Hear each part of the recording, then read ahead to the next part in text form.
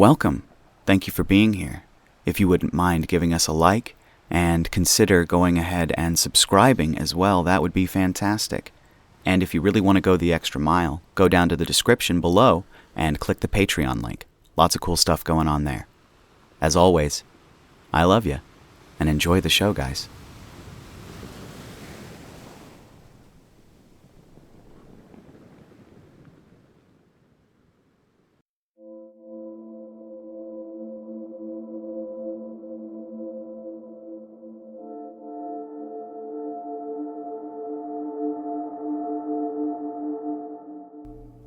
Beast.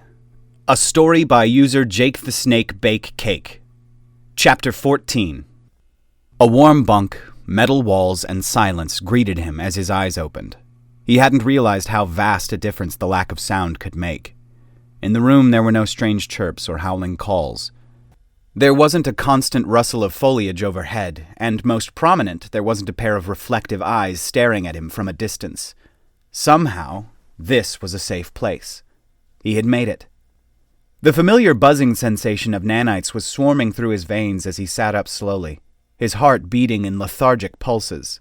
Instinctively reaching down to his right side, he felt the familiar weight of his sidearm. As he shifted to his left, he could see his metal spear leaning against the bunk's solid frame. That could mean a lot of things, none of which Rucali felt he had the time to think over. Rushing to the nutrition dispenser, he put his mouth to the faucet as cool, filtered water flowed in a steady torrent. He drank until he was certain he would burst, before falling upon the ration bars on the counter. He ate 6 of them, and was in disbelief as he found himself tempted to reach for a 7th. That was easily half a week of rations gone in one sitting. Falling on his back with his chest heaving, the swarming buzz of nanites slowly grew in its intensity, and his ears zoned out all but a steady blur of static. He lay there for at least half a rotation before pushing himself to his feet. Picking up his improvised melee weapon, he casually spun it in his hand. The crude shaft of metal had saved his life. Of this he had no doubts whatsoever.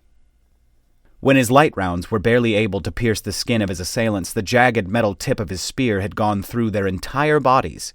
With one solid thrust, the prey had become the predator. He had proven this over and over again during that march through hell. He felt stronger. As he whipped through some motions with the weapon, he noticed that his muscles looked different and felt denser, if that was possible. His thin arms and legs, as well as his chest and back, had ached horribly by the time he had stumbled into the base. They had hurt so badly that he was certain he had torn ligaments, and felt as though he couldn't so much as lift his arms to defend himself. He had fallen unconscious before help even reached him, in a fitful state between sleep and awake, just aware enough to feel the pain. The military prided their soldiers on being in peak physical condition for their species. The rules and training were rigorous and extremely challenging, but for the lesser species. Those whose race was lacking the influence to obtain even a single seat on the Senate had very little true guidelines for training, and were forced to meet the criteria of their squad's average capability. Rucali had been placed into a squad of Rulla, and his training had not been easy. Several other lesser species had been in the squad at its formation, but most had washed out in a matter of rotations. From the very beginning of the military conditioning, he had known it would be an uphill battle. Rulla were strong, and their fierce pride often pushed them to their utmost limits in attempts to outdo one another. As the rotations stretched by, Rucali had been forced to do the same, and he found himself slowly achieving a level of strength that few others could imitate. Still, he had never been certain that his true limits had been pushed, even throughout all of the excessive training. With ranged weapons he had done fairly well and proved to be above most in close-range reflex scenarios. In unarmed combat he had proven himself effective and capable of holding his own. It was only in the shock lance training that Rucali had ever felt himself shine. In the first rotation of the weapon training he had found himself enamored with their simple beauty. The weapons were simply metal shafts of a height custom-made to match that of their wielder, and a particle burst function built into the ends. With the correct motions along the handle, the weapons would blast a shield-stripping pulse of electrical energy. Rucali had found himself enveloped by the things. His weapon instructor, oddly enough, had been a siren. Though military duty was unusual for the species, they were surprisingly agile. Many of the larger Rulla bucks had been laid flat on their sides by the instructor during demonstrations. and it wasn't long before the squad had grown frustrated with the weapon training entirely. A majority of which opted to pass their weapon proficiency and leave to revisit previous scores. Shock lances were generally inconvenient for fighting upon a naval vessel, and often were replaced by shorter and less bulky equivalents. The weapons themselves were only kept in the arsenal and used on a regular basis by the inner systems and the Union Guards, and a select few species. The weapon was certainly not held in priority by the Union Fringe Naval Academy. As such, after 7 rotations, Rucali had found himself the only member of his squad still attending the sessions set aside for the weapon. While others had repeated previous weapon trainings, or attempted to improve their scores on the reflex courses, Rucali had attended shock lance training for the full 30 rotations allotted to it. He had never truly considered that this would one day save his life. Now, as he held the metal rod and spun it in lazily influenced pushes and pulls about himself, he understood the truth his instructor had preached on the final class. Perfection is sometimes reached on the first try, before it can even be realized. This weapon has remained unchanged for hundreds of thousands of years, for the simple reason that there is nothing more that it needs. With a loud clack, Rucali slammed the butt end of the spear against the floor. He had survived the consumption, he had survived the void, he had survived a planet that seemed to embody every primal fear one could possess. Despite all this, he had not died. Despite all of this, he was stronger than he had ever been. As he passed through the heavy sliding doors out into the unknown, he had only one thing on his mind. The oath he swore when he was commissioned to command the 33rd. My duty is to hold the line, and I will hold the line until the line is no more. I will defend those behind me and destroy those before me. I am the first commander, and my word is law.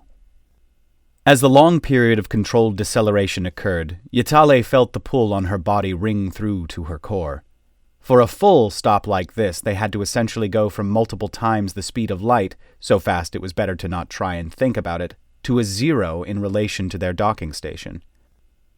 To do this truly safely, it took a decent amount of time, and this time was generally used to run diagnostics on the ship. Yatale looked through one image feed after another as she checked the outer layers. The frustratingly ugly red stripe ran down the portion of the outer hull over her bridge. Yatale still hated it, but the spawn had been very persistent that it remain. It was symbolic, or so they said. Personally, Yatale thought she had more than enough scars of her own, and her ship didn't need to share that burden. But it did add a little uniqueness to a vessel that was essentially just a large gray block. A gray block that had been hit by something, but had welded itself shut, as if she had hired a team of professionals. As much as Yatale loved her ship, she wasn't about to believe that it had done this on its own. So absorbed in trying to check over the views on the outer hull for irregularities, the shipmaster completely ignored the outward scans until a crew member shouted for confirmation. As she looked up to see a second, then a third acknowledgement, Yatale became aware of a far more obvious danger. The ship had arrived at a mass grave. If there was once life, structure, or safety in this system, it was gone now. The sky around them, the ever-empty space, was filled. As far as the eye or sensor could detect, there was nothing but wreckage. Wreckage and the dead. What should have been an impressive military force that enveloped the entire system was just scrap metal and small bits of organic material mixed between. Somehow the line had been broken, and their ship had been put directly into the thick of it. Pulling up the bridge command controls, Yatale set out the alert procedure and began to take control back from the autopilot as her crew ran to positions. Where there was once an orbital docking platform, marked as a point of drop-off on the main HUD screen before the bridge, there was now an empty shell of a station. The corpse-like remains of the platform dangled cords of space elevator like a giant metallic jellyfish. All around the planet's outer atmosphere there were bright specks of burning material as pieces fell into the planet's embrace. In the distance, AI defensive grids had begun to close in over the burning cinders that remained, and skyfire erupted from them in rapid pulses. Like a light seal over a gaping wound, they were not quick enough. A giant flash of light registered as 8 light minutes in distance from them. The shockwaves that rippled through directly after were enough to throw half of the crew to the floor. Yatale's 6 fingers gripped her seat in desperation as secondary waves buffeted them. Her ship seemed to scream in pain as it was shifted from its course and pulled towards the wreckage as the distant planet exploded and began to scatter the consumption out into the black. Several micro-events followed, and hundreds of smaller-scale explosions ripped through in the distance measured at 1.35 to 9.74 light minutes, and then another scattering of even smaller flashes, the closest of which was at 0.27 light minutes. This was how the consumption spread in the ancient cycles, before a true containment net had been cast and the lines drawn. The old training from cycles ago took over as Yatale shifted her weight and threw herself at the ship's controls. Already they were starting to corkscrew into the gravitational field of the planet. The shipmaster fumbled to set the stabilizers to a constant autocorrect as their spin began to toss the bridge crew out of their seats. As she clutched at the panel, she waited as long as she safely could before she forced herself to make the next move. If they were going to live, the ship had to come into this situation without an uncontrollable spiral. When every bit of training that still resided in her brain was screaming at her, Yatale finally pulled the power. In one forced motion, Yatale yanked energy from the thrusters and redirected it into shields. The normally translucent barrier that hovered over the ship responded immediately and began to glow with a sickly blue that sparked out in random arcs of excess energy. Once only capable of deflecting small quantities of inertia, the barrier was now a truly solid sphere. The shield's flare came up just in time. The scattering of consumption had started ripping through the thin AI array. The shield's sensors began to ping warnings as several large bodies of material ricocheted off of its defenses and back out into the void. The warning sounds quickly switched to blare, an even louder signal, as they began to tip into the atmosphere of the planet. The ship was slipping out of the black, and they were going to start a process which Union shock troopers lovingly referred to as a hell jump. Yatale was caught in a scenario that had no good options. Without her engines, focused on the thrusters, they were going to have a rough landing on a foreign planet. But without their enhanced shields, the breached consumption was going to break through, eat the ship, and kill them all. It was time to roll the dice and take a gamble. Yatale currently had her currency on the hell jump. Another impact smashed the ship and spun Yatale into the wall with a solid thwack. As her vision darkened and her body went limp, she wondered if she had made the right call. All right, guys, that's going to do it for this one today. Thank you so much for being here. I really appreciate you. If you would, please like, comment, and subscribe down below. Click the thing in the description, which is either a Discord link, and you can go have fun with us, or a Patreon link, and you can get access to early stuff. We are moving along at a pretty steady clip here for Deathwalders, Beast, and Creature 88 at this point. Gonna maybe set up some bots or something like that to, at the suggestion of a few people, to sort of decide what short stories I can kind of slip in here and there, maybe on like a Friday or something like that, or a Thursday. We'll find out what exactly this will do. But I really appreciate you guys being here. Thank you for watching. Thank you for listening. And tell me where you, when, how, the moon... No, I have no idea. What is your sign? There's one we haven't done before. I'm a Leo. Hello. Nice to meet you. I don't think it means anything, but I'm a lion. Rawr.